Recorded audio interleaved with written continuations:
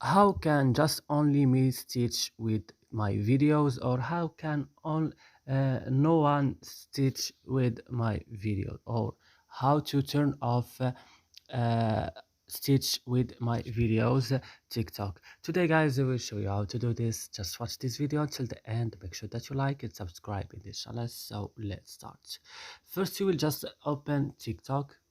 After this, when your TikTok is opening, you will just go down here on your profile, open your profile, then go to this three line, click on it, then go to settings and privacy, open it, and then go to privacy, open it again, then go to stitch, click, and now you have to change it to only me like this, and that's it. It will work with you, so others can't stitch with any of your post video or future video, just you.